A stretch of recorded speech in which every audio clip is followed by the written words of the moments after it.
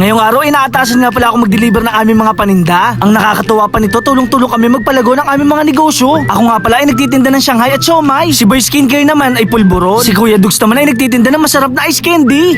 Salamat ha. Baka 5 piso isumbat mo pa, ipost mo pa ako sa Facebook. Hindi ko to utang na loob ha, bigay mo to.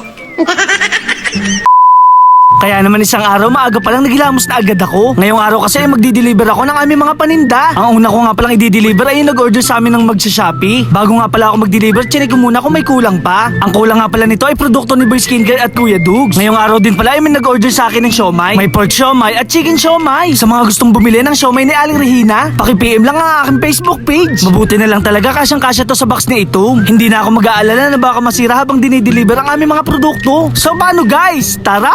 Siyempre, dadaan muna tayo sa Purok 5. Alam nyo ba na masaya ako na nagdi-deliver? Masaya lang ako kasi may tumatangkilig na ng aming mga produkto. Eksakto naman tapos nang gawin ni Kuya Dugs ang lahat ng pin ng Team Dugyot. Kinuha ko na rin pala yung pulburon na in-order kay Boy Skincare. Nakakatuwa kasi napakarami niya pa nakabalot. Kailangan ko na rin palang ayusin at ibalot ang aking mga di-deliver. Gumawa nga pala ako dito ng presentableng karton para naman hindi nakakaya sa aming mga mahal na customers. Alam nyo ba na wala man lang tinulong sa akin si Boy Ubo? Ang lagi niya nga palang ginagawa sa akin ay mambwisit araw-araw. Hindi ko na lang lahat ipaparinig ang lahat ng mga sinabi niya.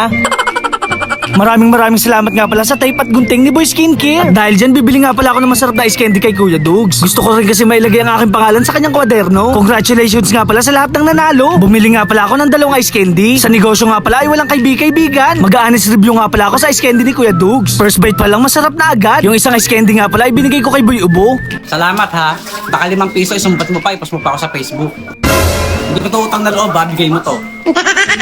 Sa sobrang sungit ni Boy Ubo, minsan naisip ko na lumapit na kay Senator Rapi Tulfo. Char. Nagulat nga pala ako sa aking nakita. Malungkot dito sa Boy Skincare kasi hindi ko siya binigyan ng ice candy. Kaya naman binigyan ko na lang siya ng pambili. Napakasarap lang sa pakiramdam kasi nakakatulong tayo sa kabataan. At dahil dyan, food trip na naman si Boy Skincare. So paano guys, aalis muna ako para mag-deliver. So paano? Tara!